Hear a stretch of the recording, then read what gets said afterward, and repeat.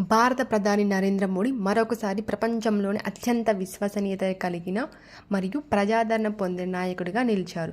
అమెరికాకు చెందిన ప్రముఖ బిజినెస్ ఇంటెలిజెన్స్ సంస్థ మానింగ్ కన్సల్టెంట్ నిర్వహించిన తాజా గ్లోబల్ లీడర్ అప్రూవల్ ఫ్యాక్టర్ సర్వేలో ఆయన ఈ ఘనతను సాధించారు.